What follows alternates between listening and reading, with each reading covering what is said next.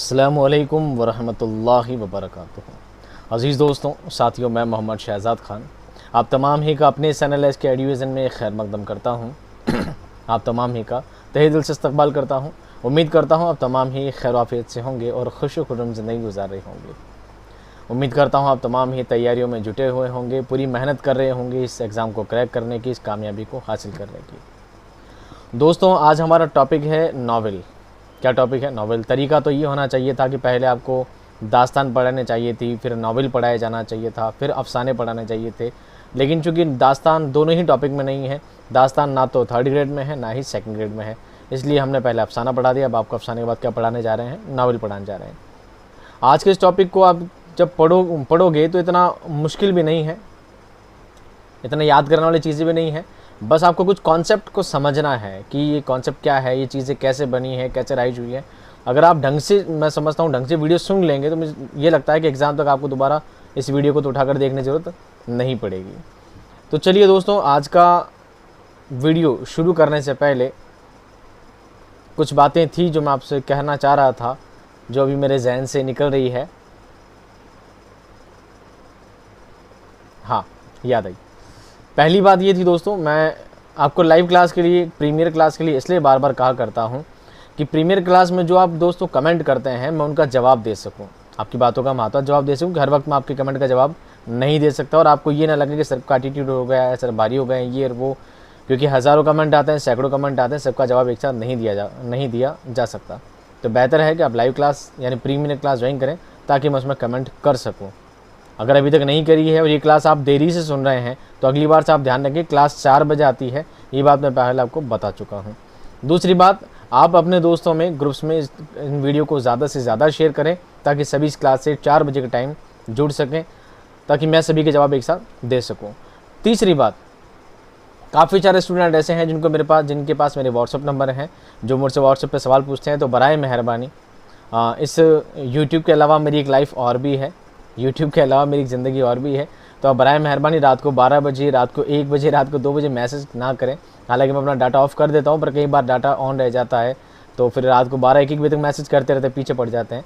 तो बराए मेहरबानी दोस्तों, आपसे रिक्वेस्ट है, अगर आपको कुछ भी सवाल पूछना है, कोई बात पूछनी है, तो आप मुझे 10 बजे सुबह से लेकर शाम को 5 बजे तक कभी भी कुछ भी मैसेज करके पूछ सकते हैं। जैसे ही मैं फ्री होऊंगा, जैसे ही मुझे टाइम मिलेगा, मैं आपका जवाब ज़रूर दूँगा। इस बात का आप क्या रखें, एहतियातन ध्यान रखें। तीसरा सवाल, आप बार बार पूछते हैं पीडीएफ कब मिलेगी, कहाँ मिलेगी, कैसे मिलेगी। इस वक्त भी आप क्लास देख रहे हैं तो लाइव चैट का नीचे ऑप्शन चल रहा है, उसमें आपको ब्लू पट्टी दिख रही है, इसमें एक वीडियो का लिंक है। आप उस वीडियो के लिंक पर क्लिक करेंगे तो आपको पता लगेगा पीडीएफ कहाँ, कैसे और कब मिलेगी। और अगर ये क्लास आप लाइव चैट के दौरान नहीं, यानी इस वक्त 4 बजे नहीं देख पा रहे हैं, इस क्लास को बाद में देख रहे हैं, तो आप कमेंट बॉक्स में जाइएगा। इसी वीडियो के नीचे कमेंट सेक्शन में सबसे ऊपर आपको मेरा कमेंट पिन मिलेगा, उसमें एक लिंक दिया गया है, उस पर क्लिक करेंगे तो आपको पता लग जाएगा कि पीडीएफ कब, कहाँ और कैसे आपको मिलेगी। जो टर्म्स, जो कंडीशंस, जो बातें आपको पीडीएफ वीडियो में बताई गई है, वो टर्म्स कंडीशन ही फॉलो होंगे। तो आप जब तक वीडियो देख ना लें, जब तक सारी बात समझ ना लें, उससे हटकर सवाल आप प्लीज़ मुझसे ना करें। आप वीडियो देखते नहीं हैं और हर एक छोटे सवाल पूछते हैं। इससे अच्छा आप पहले वीडियो देख लें, सारी बातें उसमें क्लियर है। फिर भी कोई ऐसी बात हो कि सर ये बात उसमें क्लियर नहीं हो पा रही है, तो फिर आप मुझे अलग से क्वेश्चन पूछ सकते हैं कि सर ये बात हमें समझ में नहीं आई है। जब सब बात समझा दी गई है, मैंने कह दिया है उसमें प्रिंट का ऑप्शन नहीं आएगा, तो भी 1000 बार कमेंट ही आते हैं, सर प्रिंट क्यों नहीं आ रहे हैं, सर प्रिंट क्यों नहीं आ रहे हैं, प्रिंट का ऑप्शन क्यों नहीं आ रहा है। कोशिश करेंगे इसके ऊपर, लेकिन हाँ, लास्ट तक उम्मीद रखिए प्रिंट का ऑप्शन नहीं आएगा। चलिए दोस्तों, बातों का सिलसिला यही ख़त्म करते हैं और टॉपिक की तरफ चलते हैं। बहुत शानदार और ज़बरदस्त टॉपिक है, इजीली आपको याद हो जाना है। आप बस मन लगा के, पूरा ध्यान चिता से हटा के और कंटिन्यू बातों को सुनते रहें। आज का टॉपिक दोस्तों नावल। क्या है नावल? आइए नावल के बारे में जानते हैं, समझते हैं। नावल एक ऐसा नसरी किस्सा है जिसमें हमारी हकीकी ज़िंदगी का अक्स नज़र आता है। ये एक ऐसा आईना है जिसमें हमारी उमंगें और आरजुएँ या छोड़ गई झलकती हैं, जिसमें ये बताया जाता है कि हमारे सामने क्या मुश्किलें आती है और हम उन पर किस तरह काबू पाते हैं। गोया नावल ज़िंदगी की तस्वीर कशी का फ़न है। बात समझ में नहीं आई ना? समझ लीजिए, नावल क्या है दोस्तों? ज़िंदगी में इंसान के साथ कैसे हालात आने वाले हैं, एक इंसान की ज़िंदगी में कैसे वाक़यात पेश आते हैं और वो उन वाक़यात पर, उन कंडीशंस में अपनी प्रॉब्लम से कैसे फेस करता है, वो सब बातें आपको इसमें समझाने की कोशिश की जाती है। एक तरह में नावल को बोलूँ तो नावल क्या है, सावधान इंडिया है। क्या है, सावधान इंडिया है। आपको बताते हैं किस तरह के क्या क्या मामला दुनिया में पेश आज के दौर में आते हैं। आपको इन चीज़ों को क्या रखना है, ध्यान रखना है। ये चीज़ नावल में बयान की जाती है। तो ये कहा जा सकता है कि नावल सच्ची घटनाओं पर आधारित है, सच्ची घटनाओं पर आधारित है। आगे देखें, अब बात करते हैं नावल लफ्ज़ के बारे में। नावल इतालवी ज़बान के लफ्ज़ नाविला से निकला है, जिसके मानी नया है। इतालवी का मतलब होता है इटालियन, इटालियन लैंग्वेज को बोलते हैं इतालवी। क्या बोलते हैं, इतालवी। इतालवी ज़बान में एक लफ्ज़ है नाविला। क्या है, नाविला। और नाविले से क्या निकला है दोस्तों, नया। नाविला मतलब क्या है, नया। क्योंकि अपने ज़माने की नई चीज़ थी, अपने ज़माने की नई सिनफ थी, इसलिए उसको उस ज़माने में नया कह दिया। और नया से क्या बन गया, नावल बन गया। क्या बन गया, नावल बन गया। ये नाम इसलिए रखा गया कि नावल एक नई चीज़ थी। उर्दू में नावल अंग्रेज़ी अदब के रास्ते से आया। गोया हकीकी कहानियों को नावल कहा जाता है। हकीकत की कहानियों को क्या कहा जाता है, नावल कहा जाता है। नावल इतालवी ज़बान के लफ्ज़ नाविला से बना है, जिसके मानी नया है, अजीब या अनोखा के हैं। इसको नया भी कह सकते हैं, अजीब भी कह सकते हैं, अनोखा भी कह सकते हैं। नावल वो नसरी किस्सा है जिसमें हमारी ज़िंदगी की सच्चाइयों को पेश किया जाता है। ये हमारी ज़िंदगी की तस्वीर कशी का फ़न है। ऐसे छोटे छोटे लैंग्वेज वर्ड आपसे पूछे जा सकते हैं, सवाल बना के दिया जा सकता है कि हमारी ज़िंदगी की तस्वीर कशी का फ़न है क्या, अफसाना, दास्तान, नावल या इंशाइया वगैरह कुछ आपको एक चीज़ एक्स्ट्रा दी जा सकती है, तो आपको जवाब देना है नावल। नावल एक ऐसा नसरी किस्सा है जिसमें हमारी उमंगों और आरजुओं को पेश किया जाता है। नावल में बताया जाता है कि इंसान के सामने कौन सी मुश्किलात आने वाली हैं और किस तरह उनका सामना करना है। नावलों में पैदाइश से लेकर मौत तक के हालात का जिक्र होता है। नावल एक ऐसा निगार खाना है जिसमें ज़िंदगी के सारे रूप देखे जा सकते हैं। मैं अलग अलग परिभाषाओं से समझाने की कोशिश इसलिए कर रहा हूँ क्योंकि अलग अलग लाइन से इसके सवाल हमेशा बनते आ रहे हैं। नावल को अलग अलग लैंग्वेज में अलग अलग बातों को घुमा फिरा कर पूछ लिया जाता है। फिर होता क्या है, नावल, दास्तान, अफसाना सभी लगभग एक जैसी ही सिन्फ हैं, बस वक्त के साथ क्या है, अपग्रेडेड है। दास्तान का ही बदला हुआ हिस्सा क्या है, नावल है। नावल का ही बदला हुआ हिस्सा क्या है, अफसाना है। चलिए इस कहानी को यहीं रोकते हैं। पहले आप चलो मैं पढ़ देता हूँ, फिर बता देता हूँ आपको क्या चीज़ है। जब इंसान गारों में ज़िंदगी बसर करता था, उस वक्त से वो कहानी किस्सों को सुनता और सुनाता था। जैसे जैसे ज़िंदगी में बदलाव होता गया, कहानियों का अंदाज़ भी बदलता गया। इंसान जब दास्तान की फ़र्जी किस्सों से उकता गया तो उसने ऐसे किस्से सुने जिनमें हकीकी ज़िंदगी का अक्स नज़र आया, तो उसे नया नाम दिया गया। कहानी बयान करने के लिए नए अंदाज को ही नावल कहते हैं। नावल से पहले उर्दू में दास्तान सुनाई जाती थी। नावल अंग्रेज़ी अदब से उर्दू अदब में आया है। अब मैंने दोस्तों एक पट्टा बनाया है अलग से हाईलाइट करने के लिए। दास्तान के बाद लिखा है नावल और नावल के बाद लिखा है अफसाना। अब ये क्या चीज़ें हैं, तीनों क्या चीज़ें हैं, इससे हटकर भी एक चीज़ और जान लीजिए। आपने इंग्लिश में दो चीज़ें सुनी होगी, fiction and non fiction. Fiction and non fiction.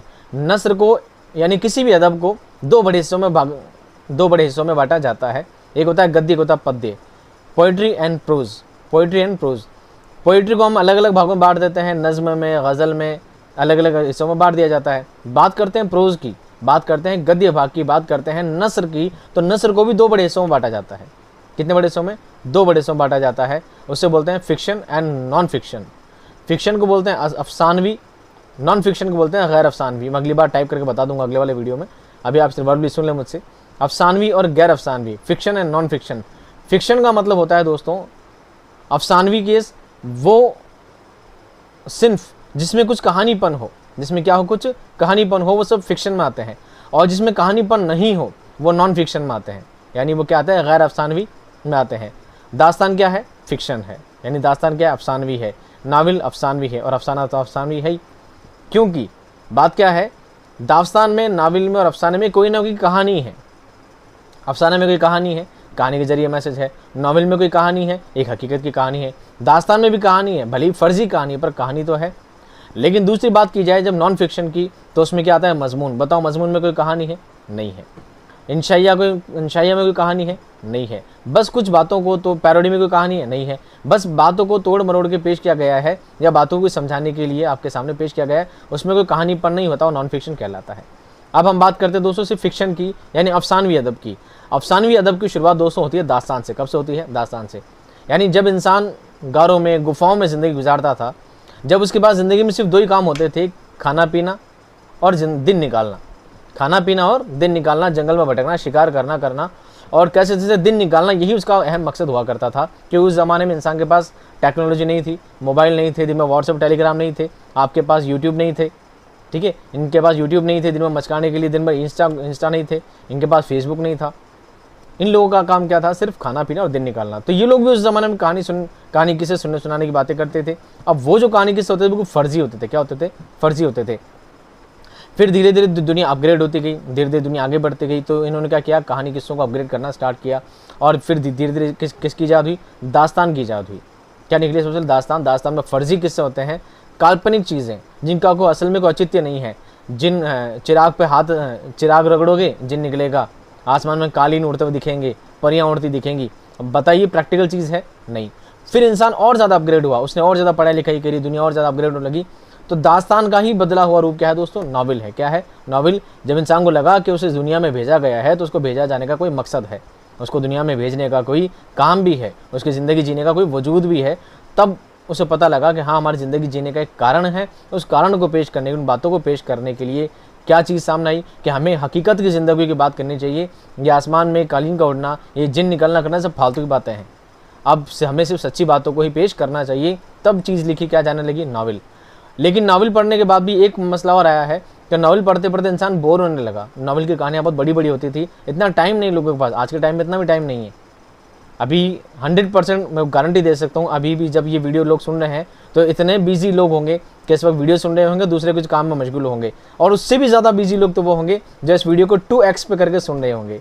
समझ, 2x का ऑप्शन आता है स्पीड बढ़ा कर सुनने के लिए। इतने ज़्यादा बिजी लोग भी हैं, यानी दुनिया धीरे धीरे बिजी होने लगी। तो नावल का ही शॉर्ट रूप अफसाना, जिसमें ज़िंदगी का सिर्फ एक हिस्सा ले लिया गया। नावल में तो पूरी ज़िंदगी की दास्तान ले ली जाती है, पूरी ज़िंदगी कहान ली जाती है। एक बच्चा कब पैदा हुआ है, फिर बड़ा हुआ है, फिर शादी हुई है, फिर नौकरी लगी है, फिर क्या क्या काम किए हैं, फिर मर गया, सारी बातें नावल में पेश कर दी जाती है। अफसाने में ज़िंदगी का एक अहम किस्सा, जहाँ से किसी को कोई मैसेज दिया जा सके, एक भाग, एक अंश, एक जुज़ उसका ले लिया जाता है, वही कहलाता है अफसाना। क्या कहलाता है? अफसाना। तो ये तीनों बात समझ में आ गई। दास्तान फेक कहानियाँ, माफूकुल फितरी काल्पनिक बातों को लेकर लिखा जाता है। नावल सच्ची दास्तान को सच्ची बातों को लेकर लिखा जाता है। और अफसाना सच्ची बातें होती है, लेकिन ज़िंदगी का सिर्फ एक हिस्सा होती है, एक जुज़ होती है, पूरी ज़िंदगी इसमें नहीं होती है। चलिए बारी बारी के बाद पढ़ लेते थोड़ा बहुत। दास्तान के लिए दो चीज़ें ख़ास है, एक तवालत, दूसरा माफूकुल फितरी अनासिर। माफूक कहते हैं फेक, माफूक इंग्लिश में फेक, माफूक उर्दू में, इंग्लिश में फेक। माफूकुल फितरी, फितरी कहते हैं नेचुरल, नेचर से बिल्कुल फेक। अनासिर जमा है उनसर की, उनसर यानी होता तत्व, उनसर यानी होता तत्व, अनासिर उसकी क्या है दोस्तों? जमा है। तो माफूकुल फितरी अनासिर यानी काल्पनिक तत्वों को शामिल किया जाना, ये इसका पहला जुज़ है। और तवालत कहते हैं लंबाई, तवालत कहते हैं लंबाई, बड़ा। नाव दास्तान में कितनी भी बात को बड़ा के डिटेल में बयान किया जा सकता है। ये दास्तान की क्या है दोस्तों? खासियतें हैं। दास्तान कम इल्मी और फुर्सत की ईजाद है, जबकि नावल अमली और साइंसी दौर की ईजाद है। दास्तान जब फालतू लोग थे, बिल्कुल फ्री टाइम था, उनकी ईजाद थी। और जब लोग साइंस का ज़माना स्टार्ट हुआ, जब लोग अपग्रेड होने लगे, तब जाकर नावल की ईजाद हुई है। दास्तान दास्तान में एक किस्सा दूसरे किस्से से अलग होता है, जबकि नावल में सिर्फ एक ही किस्सा होता है। जैसे क्या है, मिसाल बताते हैं। मसलन अली बाबा 40 चोर, सिंदबाद जहाज़ी और अलादीन का चिराग, ये सभी एक ही दास्तान अल्फ लैला के किस्से हैं, जबकि नावल में एक ही किस्सा होता है। समझ में आई? नहीं समझ में आई तो वापस सुन लीजिए। आप लोगों ने दोस्तों हातिम ताई मूवी देखी होगी 100%, सभी ने, है ना। हातिम ताई मूवी में क्या होता है? कहानी एक ही होती है। कहानी क्या होती है? एक ही होती है कि हातिम जो है वो परी के पास जाता है और परी को क्या करता है? पत्थर की ऐसा कुछ बना देता है और बाद में कहता है कि अब तुम्हें 7 सवाल पूरे करने हैं। तो मेन कहानी कौन सी है? हातिम की मेन कहानी है कि उसमें हातिम को वो सारे 7 सवाल के जवाब देने हैं, 7 सवालों के जवाब देने हैं, तब जाकर वो परी छूट जाएगी। तो मेन कहानी है। लेकिन उस कहानी में नई कहानी क्या पैदा हो जाती है? जब वो आगे चलता है तो एक नया केस आ जाता है। उस नए केस से, उस नई कहानी से पता लगता है कि हाँ, इसमें पहले सवाल का जवाब छुपा होता है। दूसरी कहानी में फिर कोई नई कहानी पैदा हो जाती है। इस तरह 7 सवालों में भी 7 नई नई कहानियाँ हो जाती है। तो दास्तान की खासियत यह है कि दास्तान में एक कहानी में और कहानी में और कहानी होती जाती है। नावल में एक ही कहानी होती है भाई, उसमें अलग अलग नहीं घुमाया जाता। एक इंसान के बारे में बताएं तो पूरी डिटेल से उसकी पूरी ज़िंदगी के बारे में सब कुछ बता दिया जाता है। तो ये फ़र्क है। तो ये अली बाबा 40 चोर, है ना, सिंदबाद जहाज़ी, अलादीन का चिराग, ये सभी जो है ना एक दास्तान के हिस्से हैं। और दास्तान का नाम क्या है? अल्फ लैला। क्या है? अल्फ लैला एक दास्तान है, उसके अंदर अलग अलग कहानियाँ बहुत सारी है। हमें लगता है सब अलग अलग कहानी नहीं, वो एक ही दास्तान के सारे हिस्से हैं। नावल की दूसरी खुसूसियत ये है कि उसमें हकीकी ज़िंदगी के किस्से होते हैं, जबकि दास्तान में फ़र्ज़ी और ख़याली किस्से होते हैं। चिराग को रगड़ने से जिन का बाहर आना निकलना, परियों का उड़ना, कालीन का उड़ना, इंसान का गायब हो जाना, ये सब बातें क्या है, फेक है, फालतू है। ये सब चीज़ दास्तान में होती है, नावल में ऐसा कुछ नहीं होता, प्रैक्टिकल चीज़ें बयान की जाती है। किस्सा जब तक ख्वाबों और ख्यालों की भूल भुलैया था तब तक वो दास्तान था, और जब हकीकत से आशना हुआ तो वो नावल बन गया। जब तक ख्वाब ख्याल की बातें थी तब तक क्या था, वो दास्तान था, और जब वो ख्वाब ख्याल की बातें हट गई उसके बाद क्या शुरू किया दोस्तों, वो नावल के रूप में तब्दील हो गया। नावल में शुरू से आखिर तक एक ही कहानी होती है और एक ही तरह के किरदार होते हैं, जबकि दास्तान में हर किस्से के अपने अलग अलग किरदार होते हैं। पहली कहानी हातिम की है, परी की है, दूसरी कहानी में कोई और निकल जाता है, तीसरी कहानी में कोई गुंडा निकल जाता है। हर बार कहानी में किरदार क्या होते रहते हैं, चेंज होते रहते हैं। नावल में आम तौर पर किस्से ही बयान किए जाते हैं, लेकिन वो दास्तानों की तरह किस्से नहीं होते। नावल में किसी एक फ़र्द और उससे वाबस्ता चंद अफराद की कहानी बयान की जाती है। नावल में क्या होता है दोस्तों, एक इंसान की कहानी को गठित कर लिया जाता है, एक इंसान की कहानी को सोच लिया जाता है, एक पर्सपेक्ट बना लिया जाता है, और उस इंसान की कहानी से रिलेटेड जो भी इंसिडेंट होते हैं उन सभी चीज़ों को बयान किया जाता है, और कहानी पूरी उसी पर ही बेस्ड होती है, अलग से बयान नहीं की जाती। लेकिन किस्से का दास्तान का मामला कुछ और है, एक कहानी कहीं और जा रही है, दूसरी कहानी कहीं और जा रही है, और आपस में लाके कहना कि सबको क्या कर देते हैं, मिक्सअप करके जोड़ देते हैं। और शॉर्ट में बताऊँ तो नावल एक तरह की मूवी है और दास्तान एक तरह की वेब सीरीज़ है, ठीक है। नावल में सीधी सच्ची वाक़े बयान किए जाते हैं जो हमारे आम ज़िंदगी की तर्जुमानी करते हैं, इसलिए ये हमारी माशरती ज़िंदगी का नक्शा पेश करती है। कौन? नावल ऐसा नसरी किस्सा है जिसमें हमारी ज़िंदगी का अक्स नज़र आता है। ये एक ऐसा आईना है जिसमें हमारी उमंगें और आरजुएं झलकती हैं, जिसमें ये बताया जाता है कि हमारे सामने क्या मुश्किलें पेश आती है और किस तरह हमें उन पर काबू पाना है। गोया नावल ज़िंदगी की तस्वीर कशी का फ़न है। पैदाइश से लेकर मौत तक जो भी हालात पेश आते हैं वो सब नावल का मौजू हो सकते हैं।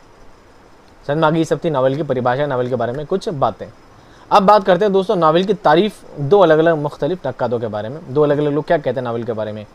क्लाइविस के मुताबिक क्या है नावल उस ज़माने की हकीकी ज़िंदगी और तौर तरीक़ों की तस्वीर होती है जिसमें वो लिखा गया हो। दूसरा, इंदर राय मुर्राय का ख्याल है हकीकी नावल कभी रोमानी नहीं हो सकता, इसके लिए हक़ाइक़ को सहारा और हकीकी सोसाइटी का पस मंज़र होना ज़रूरी है। अब बात करते हैं दोस्तों नावल के सबसे अहम टॉपिक के बारे में, जहाँ से आपके सवाल सबसे ज़्यादा बनते हैं। यहाँ पर आपको कुछ इख्तलाफ हो सकता है, मैं आपको समझा देता हूँ सारी बात। नावल के अज्ज़ाए तरकीबी कितने हैं दोस्तों? 6। कितने हैं? 6। इसमें इख्तलाफ होगा, कहीं आपको 5 मिलेंगे, कहीं आपको 6 मिलेंगे, कहीं आपको 7 मिलेंगे। कैसे मिलेंगे बता देता हूँ। पहला होता है किस्सा। क्या होता है किस्सा? कहीं आपको कहानी लिखा हुआ भी मिल सकता है, कन्फ्यूजन नहीं होना, किस्सा कहानी दोनों एक ही चीज़ होते हैं। दूसरा है प्लॉट। क्या है? प्लॉट। तीसरा है किरदार निगारी। चौथा है मुकालमा निगारी। पाँचवा है मंजर कशी, और छठा है नुक्ता नज़र। नुक्ता नज़र सही है, लेकिन वापस पीछे चलते हैं मंजर कशी।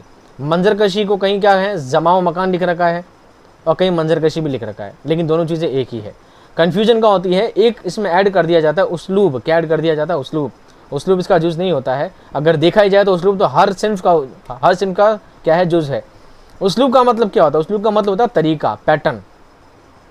क्या होता है उस्लूब का? तो तरीका, एक फॉर्म, कि कौन सी सिन्फ किस फॉर्म में लिखी जाने वाली है।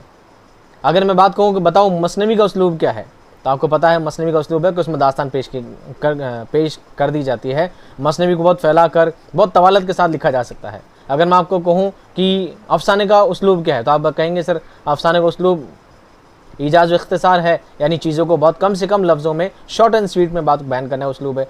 तो देखा जाए उस्लूब सभी का तरीका है, तो यहाँ पर हम उस्लूब को शामिल नहीं करेंगे। इन 6 में से ही इन बातों को हम साइड में निकाल लेंगे। इन 6 को जब मरबूत करेंगे, इन 6 अज्ज़ाए तरकीब को जब हम गठित करेंगे तो हमारी बात उसमें निकल जाएगी, उस्लूब ऑटोमेटिकली उसमें अलग से निकल जाएगा। तो आप बिल्कुल निश्चिंत रहें, ये जो 6 आपको बताए जा रहे हैं यही ऑथेंटिक हैं। आप 5 के 6 के 7 में चक्कर में ना पड़ें, ठीक है। चलिए, इन सब के बारे में मैंने बहुत डिटेल में लिख रखा है, पर मैं आपको डायरेक्ट नहीं बता देता हूँ, आप बाद में जब नोट्स मिलेंगे उसमें बैठ के पढ़ते रहना। पहला है किस्सा या कहानी। नावल के लिए किस्सा कहानी क्या है, ज़रूरी है। आपको पता है कोई भी सिन्फ हो, चाहे नावल हो, चाहे अफसाना हो, चाहे दास्तान हो, उसके लिए कहानी का होना ज़रूरी है। हम क्या बयान कर रहे हैं? कहानी तो बयान कर रहे हैं, तो सबसे मेन चीज़ तो है कहानी। क्या है? कहानी इसका बेस है जिसके ऊपर सारी बातें लिखी जा रही है। कहानी क्या है? सबसे मेन चीज़ तो है कहानी। कहानी होनी चाहिए ज़ोरदार वाली, कि पढ़ने वाले को मज़ा आ जाए। दूसरा है प्लॉट। क्या है प्लॉट? प्लॉट का मतलब वो हम जो काटते हैं ज़मीन है वो प्लॉट नहीं है। प्लॉट का मतलब है दोस्तों तरतीब। क्या है? तरतीब। कि कहानी जब किसी इंसान को सुनाई जा रही है, कोई इंसान जब कहानी पढ़ने वाला है तो एक सिस्टमेटिक तरीके से पढ़े। यानी पहले इंसान पैदा हुआ है, फिर बड़ा हुआ है, फिर उसकी शादी हुई है, फिर उसने कारोबार स्टार्ट किया है, फिर उसने ज़िंदगी में आगे तरक्की पाई है, जवाली पाई है, जो भी है, फिर उसका अंतकाल हुआ है, फिर मरा है। ये कहानी का होता है, एक सिस्टमेटिक होता है, ताकि पढ़ने वाले को सब चीज़ समझ में आती रहे। अब पता लगे हम कहानी के पहले स्टार्टिंग में तो मार रहे हैं, फिर फ्लैशबैक में जाकर बताते नहीं वो तो जिंदा भी था, वो तो छोटा था, फिर बड़ा हुआ था। तो पढ़ने वाला जब इतना बड़ा नॉवल पढ़ेगा तो क्या हो जाएगा? कंफ्यूज हो जाएगा कि कौन कब पैदा हुआ था, कौन कब मरा था। वही लाइक एक टीवी सीरियल्स हो जाएगा, डेली सोप जिसको कहा जाता है। तो प्लॉट का मतलब होता है कहानी को एक तरतीब देना, कहानी को एक तरतीब देना जिससे कहानी आराम से समझ में आ सके और बंदा उससे जुड़ा रहे। तीसरी चीज़ है किरदार निगारी। आपको पता होगा, मैंने जब आपको अफसाना पढ़ाया था तब भी मैंने किरदार निगारी बताया था। किरदार निगारी सभी का जुज़ है, दास्तान का भी है, अफसाना का भी, सभी का है, ड्रामा का भी है, ड्रामा भी किरदार निगारी। हम जो कहानी पढ़ रहे हैं, कहानी है क्या? कहानी कुछ नहीं, कहानी तो कुछ लोगों की आपस की वार्तालाप है, कुछ लोगों के आसपास का वातावरण है, लोगों के आपस में हाव भाव है, उनकी बोलचाल है। वो लोग ही किरदार हैं, वो लोग ही क्या है? किरदार है जो उस कहानी में शामिल होते हैं। बात समझ रहे हैं आप? वो लोग ही जो कहानी में होते हैं वो इसके किरदार हैं। तो किरदार निगारी जितनी ज़्यादा ज़बरदस्त होगी, जितना अच्छे तरीके से आप किरदारों को पेश करेंगे, उतना ही बेहतर वो नावल या वो सिन्फ कहलाएगी जो भी वो लिख रहा है, चाहे ड्रामा हो, चाहे अफसाना हो, कुछ भी, है ना। तो किरदार निगारी क्या है? जो किरदार होते हैं, जिन किरदारों का रूप जैसा बताया गया है। चौथा है मुकालमा निगारी। किरदारों का आपस में बातचीत करना। मुकालमा बना है कलाम से। कलाम मतलब होता है बातचीत करना, वार्तालाप करना, बात। तो किरदार आपस में जो बातचीत करते हैं, उनके बातचीत करने का टोन कैसा है, उनके बातचीत करने का तरीका कैसा है, डायलॉग जिसको कह सकते हैं, उनके डायलॉग कैसे हैं, उनका संवाद कैसा है, वो चीज़ बहुत ही ज़्यादा इसको इम्पैक्ट करता है, बहुत ज़्यादा प्रभावित करता है। इसलिए नावल में जो भी किरदार शामिल किए गए हैं, उनके मुकालमे, उनके संवाद, उनकी बोलचाल, उनके हाव भाव सभी इस तरह बताए जाने चाहिए कि अगला उन डायलॉग्स को सुनकर उसके जहन में सब चीज़ें क्या हो जाए? सेट हो जाए, और वो उसको पकड़ के बैठा रहे, उसके दिमाग में सब चीज़ क्या चलती रहे और उन चीज़ों से क्या रहे? जुड़ा रहे। उसके बाद दोस्तों है मंजर कशी। क्या है? मंजर कशी। मंजर कशी में आता है माहौल। जैसे मान लीजिए एक नावल है उमराव जान। क्या है? उमराव जान। अब उमराव जान नावल लिखा जा रहा है तो उमराव जान में बताया जा रहा है कि एक कोठा है। अब कोठे का जब मंजर बता रहे हैं कि कोठे पे इस तरह औरतें खड़ी थी, बाहर कुछ लोग पान थूक रहे थे, कुछ ऐसा माहौल था, लड़कियां इधर खड़ी थी, एक अड्डे वाली बैठी थी, यानी कुछ तो बताना, चीज़ों को इतना ज़्यादा डीपली एक्सप्लेन करके बताना कि पढ़ने वाले को ऐसा ना लगे वो नावल पढ़ रहा है, बल्कि वो कहीं ना कहीं ये महसूस करे कि वो खुद उस चीज़ को सब अपनी आंखों से देख रहा है। इस तरह चीज़ों को बयान करना क्या कहलाता है? मंजर कशी। अगला है नुक्ता नज़र। नुक्ता नज़र मैं आपको पहले बता चुका हूँ। थीम। क्या है? थीम। किसी भी चीज़ को लिखने के पीछे एक थीम हुआ करती है। हर इंसान का एक क्या होता है? नुक्ता नज़र होता है। मैं आपको बता चुका हूँ कि मुंशी प्रेमचंद का नुक्ता नज़र क्या था? गरीब लोगों की मदद करना, गरीब लोगों के लिए आवाज़ उठाना, वो उनका नुक्ता नज़र था। किसी ने मुतवस्सित घराने की आवाज़ उठाई है कि उनके घर में क्या समस्याएं हो सकती है। मंटो ने अमीर घराने के लोगों की आवाज़ उठाई है कि अमीर घराने के लोग, लड़के लड़कियाँ कहाँ पे फहाशी में डूबे पड़े होते हैं, किस ख्याली में खोए हुए होते हैं, उन बातों को पेश किया है। तो एक नुक्ता नज़र होना, एक थीम होना ज़रूरी है जिस पर नावल लिखा जा रहा है कि हम नावल के ज़रिए हम लोगों में क्या बात पहुंचाना चाहते हैं, लोगों को क्या बात हम मैसेज देना चाहते हैं, वो कहलाएगा नुक्ता नज़र। अब ये सब चीज़ें क्या है दोस्तों? किस्सा या कहानी एक, उसके बाद है प्लॉट, प्लॉट के बाद किरदार निगारी, उसके बाद मुकालमा निगारी, इसी को ज़बान व बयान भी कहते हैं। उसके बाद है पस मंज़र, इसको मंजर कशी भी कहते हैं, पस मंज़र भी कहते हैं, ज़मान व मकान भी इसे ही कहा जाता है। उसके बाद है दोस्तों नुक्ता नज़र। क्या है? नुक्ता नज़र। और ये सब चीज़ें मैं रिटर्न में दे चुका हूँ, और आप चाहें तो बाद में से PDF लेकर आराम से पढ़ सकते हैं। समझाने की चीज़ मैं आपको समझा चुका, आप बाद में खुद पढ़ेंगे तो आपको समझ में आ जाएगा सर ने क्या चीज़ यहाँ पर बोली थी। गर्मी। अब बात करते हैं दोस्तों नावल की अक़साम। हालांकि ये टॉपिक आपके है नहीं सिलेबस में, ठीक है, नावल की एग्जाम सिलेबस में आता नहीं, इससे सवाल पूछे भी नहीं जाते हैं, पर चूंकि मेरा काम है आपको सब चीज़ों से आगाह करना, इसलिए मैं आपके सामने चीज़ लेकर आया हूँ। हालांकि इससे कोई सवाल ज़्यादातर बनते नहीं है, ये एक समझ के तौर पे आपको ये चीज़ समझ, आपको एक वर्ड पढ़ना है और वर्ड से समझ जाएंगे चीज़ क्या है, इसका मतलब क्या है। नावल की अक़साम तो बहुत सारी है, किसी भी मौजू पर नावल लिखा जा सकता है, इसकी कोई कैद नहीं है कि नावल में यही बातें पेश की जाए, नावल में इन्हीं बातों को शामिल किया जाए, ऐसी कोई कैद नहीं नावल में। नावल में कोई भी टॉपिक कैसे भी बयान किया जा सकता है। तो सबसे पहला दोस्तों माशरती नावल। कौन सा है माशरती नावल? बस पढ़ देते हैं, आने वाला कुछ नहीं इसमें से। जो नावल बुनियादी तौर पर माशरे के लिए मसले या मसाइल की नकाब कुशाई करते हो, उन्हें माशरती नावल का उन्वान दिया जाता है। सामाजिक नावल को क्या कहा जाता है? माशरती नावल कहा जाता है। वाक़याती नावल, जिन नावलों में प्लाट पर ज़्यादा जोर दिया जाता है, यानी इनमें वाक़यात की भरमार होती है, इन्हें हम वाक़याती नावल कहते हैं। आगे से आगे नई नई कहानियाँ उसमें स्टेप बाय स्टेप आगे से आगे चलती रहती है। किरदारी नावल, जिन नावलों का मरकज़ी तासुर किसी ख़ास किरदार की खसूसियत से तश्कील पाए, उन्हें किरदारी नावल से मौसूम किया जा सकता है। तबत उमराव जान क्या है? देखा जाए तो किरदारी नावल भी है। एक किरदार दिया गया उमराव जान, उसी से इंस्पायर किया गया है कि वो जानबूझकर कोटे पे नहीं जाती है, बल्कि कहाँ से कहाँ एक अमीरन नाम की एक छोटी सी बच्ची को उमराव जान अदा नाम से एक तवाइफ बना देता है। तो उससे इंस्पायर होना, उनसे कुछ सीखना समझना, ऐसे भी किया जा सकता है। नज़रियाती नावल, जिन नावलों में मकसद या नज़र ज़्यादा उभरा हुआ होता है, उन्हें हम मकसदी या नज़रियाती नावल का करार देते हैं। और होता है तारीख़ नावल, जिन नावलों में तारीख़ किसी ख़ास दौर, किसी मशहूर शख्सियत को नावल का मौजू बनाया गया हो, उन्हें हम तारीख़ नावल करार दे सकते हैं। जासूसी नावल, आपने पढ़े होंगे जासूसी नावल, तो जिन नावलों की बुनियाद अनोखी बातों, माफूकुल फितरत किरदारों और तहरीर व तजस्सुस पर हो, उन्हें हम जासूसी नावल कहते हैं, जिसमें क्या हो? सस्पेंस हो। इस्लाही नावल, ऐसे नावल जिनमें इस्लाही माशरत की जाए, उन्हें इस्लाही नावल कहते हैं।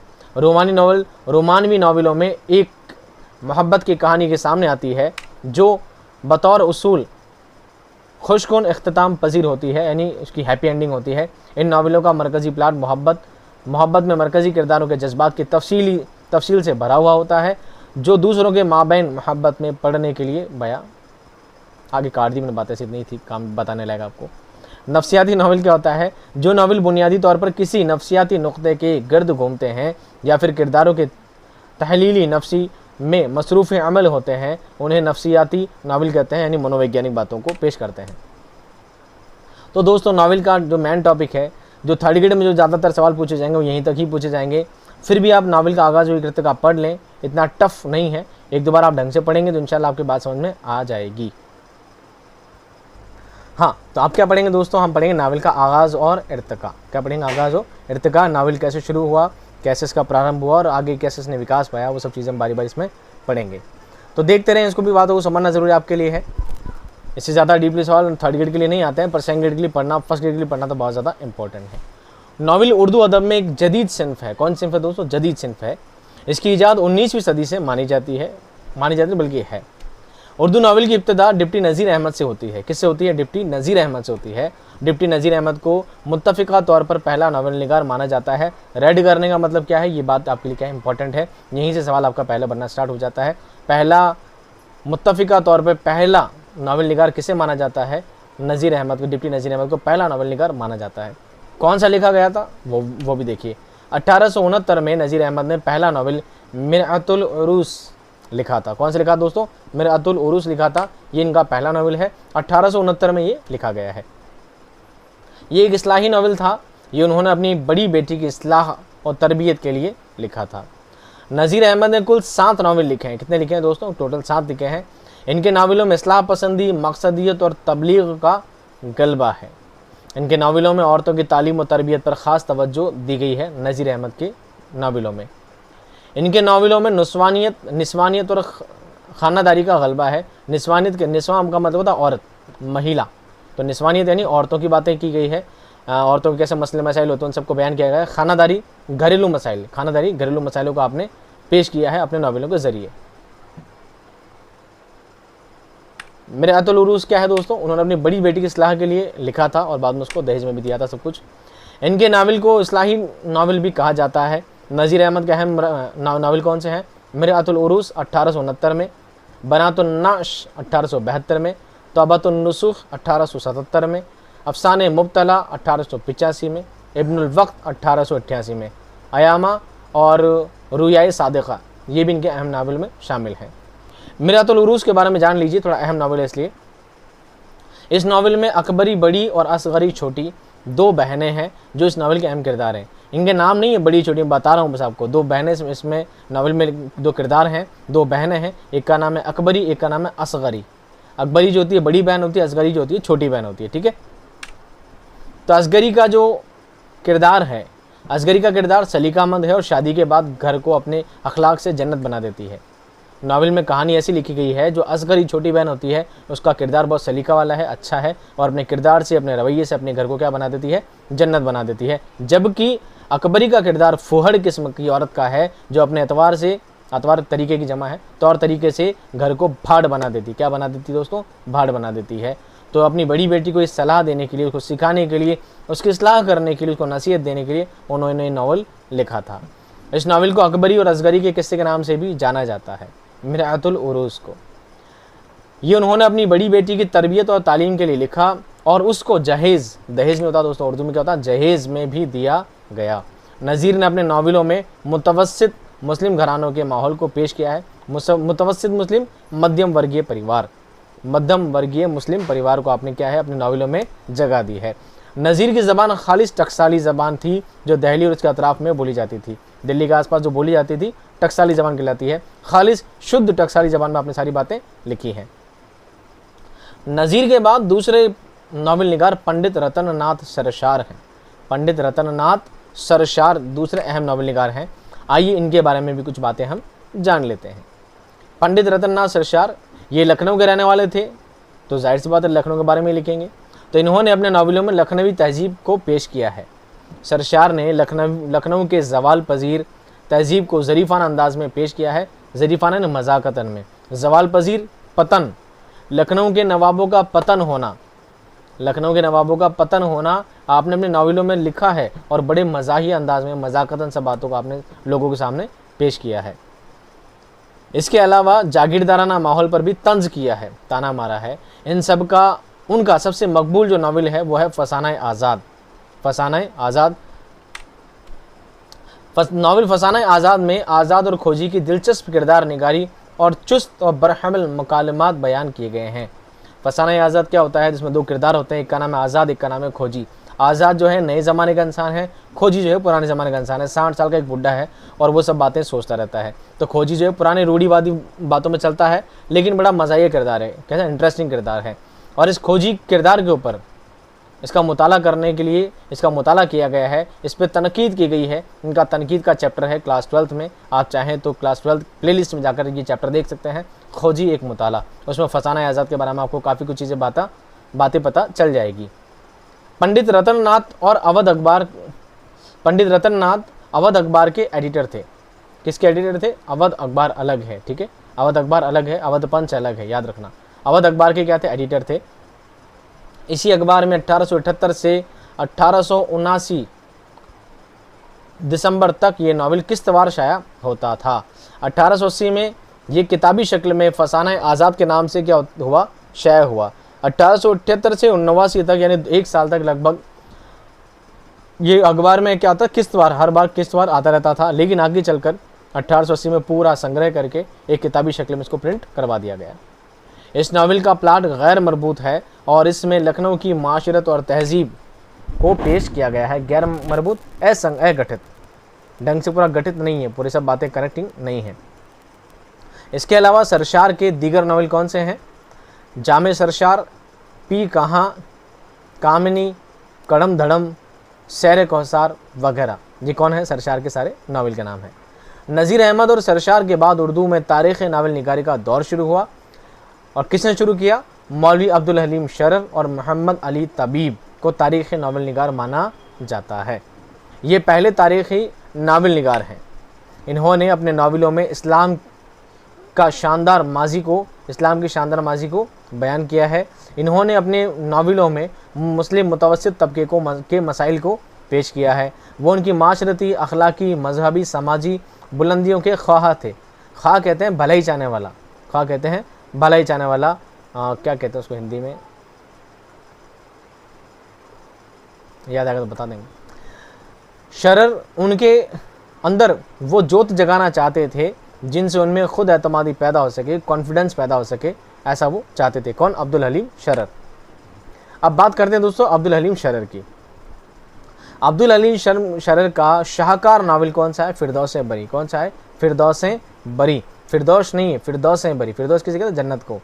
फिरदौस बरी। उनके अहम नावलों में मुल्क, अब्दुल अजीज़ और वर्जीना, मंसूर मोहना, हुस्न एंजेलिना, शौकीन मलिका, अय्याम अरब, ज़वाल बगदाद वगैरह ये उनके अहम नावल हैं। अब्दुल अलीम शरर के नावलों की कमी क्या है? कमी है कि उनके यहाँ किरदार निगारी कमज़ोर है।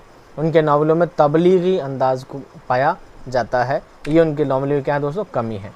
दूसरी बात करते हैं मोहम्मद अली तबीब की। तो मोहम्मद अली तबीब के नावल, अहम नावल कौन से हैं? नील का सांप और इबरत। नील का सांप और इबरत। फिर मुंशी सज्जाद हुसैन भी इसी दौर के नावल निगार हैं। इनके मशहूर नावल हैं हाजी बगौल और काया पलट और अहमक ज़ी। ये उनके 3 के अहम नावल हैं। ये अवध अखबार में मुदीर और मालिक थे। कौन? मुंशी सज्जाद हुसैन। अवध पंच अखबार में, अवध अखबार अलग है, अवध पंच अखबार अलग है, याद रखना, कंफ्यूज मत होना। इसके बाद सबसे अहम नाम आता है, सबसे ज़्यादा जो इम्पोर्टेंट नाम है वो है मिर्ज़ा हादी रसवा। कौन सा है दोस्तों? मिर्ज़ा हादी रसवा। इन्होंने बहुत से नावल लिखे हैं, लेकिन उनका सबसे अहम और कामयाब नावल है उमराव जान अदा। इस पर काफ़ी मूवी भी बन रखी है। उमराव जान अदा चैप्टर भी है, आप चाहें तो क्लास 12th की बुक में ये चैप्टर पढ़ सकते हैं। पूरा चैप्टर डिटेल में नहीं है, तनकीदी तौर पर कुछ बातों को शॉर्ट बयान किया गया है, लेकिन जब मैंने पढ़ाया तो जाहिर सी बात है काफ़ी डिटेल में समझाया होगा, तो आप समझ लीजिए। क्लास 12th में उमराव जान अदा चैप्टर है, आप चाहें तो डीपली वहाँ से देख सकते हैं, ताकि आपको मिर्ज़ा हादी रसवा के बारे में और कुछ जानने को मिल जाएगा। तो उन्होंने जो बहुत सारे नावल लिखे हैं, लेकिन सबसे अहम, सबसे ज़्यादा फेमस कौन सा हुआ है? उमराव जान अदा। इसके अलावा उनके नावलों में अफशाए राज, अख्तरी बेगम, ज़ाते शरीफ, शरीफ ज़ादा, बहराम की रिहाई, ये सब भी क्या है? बहुत इंपॉर्टेंट नावल हैं। नावल उमराव जान अदा का प्लॉट मरबूत शक्ल में है, एकदम गठित है। गठित का प्लॉट कैसा है? गठित है, यानी कहानी बिल्कुल सिस्टमेटिक चलती है। आप काफ़ी चीज़ समझ पाते हैं कि अच्छा एक तवाइफ बनी है, कैसे बनी है, क्या हुआ है, कैसे हालात उनकी ज़िंदगी में पेश आए हैं, बारी बारी स्टेप बाय स्टेप सभी कहानी को बयान किया गया है, इसलिए ये मरबूत शक्ल में शामिल है। अगला जो अहम नाम है दोस्तों वो है राशिदुल खैरी। राशिदुल खैरी, इनको मुसव्विर गम का लक़ब दिया है। क्यों दिया गया है वो सुन लीजिए। इन्होंने हिंदुस्तानी औरतों, ख़ासकर मुस्लिम ख़वातीन की दर्दनाक ज़िंदगी को अपने नावलों का मौजू बनाया और मुआशरे में उनकी जो दर्दनाक हालत है उसकी तस्वीर कशी की है, इसलिए इन्हें मुसव्विर गम कहा जाता है। औरतों के दुख दर्द को, तकलीफ को समझा और उसको अपने नावलों को क्या बनाया? हिस्सा बनाया। राशिदुल खैरी के अहम नावलों में आमना का लाल, सैयदा का लाल, सुबह ज़िंदगी, शाम ज़िंदगी और माना ज़ालुस सायरा अहम है। इसके बाद उर्दू नावल निगारी में ऐसे शख्स ने कदम रखा जिसने उर्दू नावल को एक नई सिमत अता की, एक नई जगह, एक नई राह बताई। उनका नाम है दोस्तों मुंशी प्रेमचंद। क्या नाम है दोस्तों? मुंशी प्रेमचंद। हालांकि मुंशी प्रेमचंद खालिस क्या है? सिर्फ अफसाना निगार हैं। क्या है? अफसाना निगार हैं, लेकिन आपने क्या लिखे? नावल भी लिखे हैं। उन्होंने देहात के समाजी और माशरती को अपने नावलों का मौजू बनाया है, क्योंकि ये ख़ुद उनके तमाम मसाइल से वाकिफ़ थे। ये खुद जानते थे कि गरीब लोग किस तकलीफ़ों में, किन परेशानियों से दो चार होते हैं, उन्हीं चीज़ों का उन्होंने लिखने का मौजू बनाया। इनके नावलों में देहाती ज़िंदगी के मसाइल की भरपूर अक्कासी की गई है। इनके अहम नावल हैं बेवा, गौदान, चौगान हस्ती, बाज़ार हुस्न, मैदान अमल और गौशे आफ़ियत इनके अहम नावल हैं। किनके? प्रेमचंद के। इन्होंने हकीकत निगारी को पूरी सच्चाई के साथ पेश किया है, पूरी ईमानदारी के साथ पेश किया है। प्रेमचंद के बाद अहम नावल निगारों में नियाज़ फ़तेहपुरी, मजनू गोरखपुरी, सज्जाद हैदर यलदरम, हाजी अब्दुल गफ्फार और हिजाब इम्तियाज़ अली ताज का नाम अहम है। मुंशी प्रेमचंद के दौर में ही तरक्की पसंद तहरीक का आगाज़ हो चुका था। मुंशी प्रेमचंद के टाइम में ही मज़कूरा तमाम लोग इस तहरीक से वाबस्ता हो गए, जिनके बारे में हमने पहले बात की। वो सभी किससे वाबस्ता हो गए? किससे जुड़ गए? तरक्की पसंद तहरीक से जुड़ गए थे।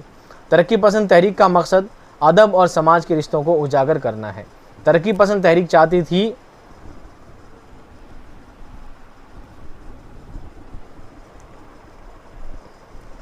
तरक्की पसंद तहरीक का मकसद क्या था दोस्तों? समाज के रिश्तों को उजागर करना था। समाज में किन परेशानियों से लोग दो चार हो रहे हैं, उन बातों को, समाज की बातों को लिखना इनका क्या था? अहम मकसद था।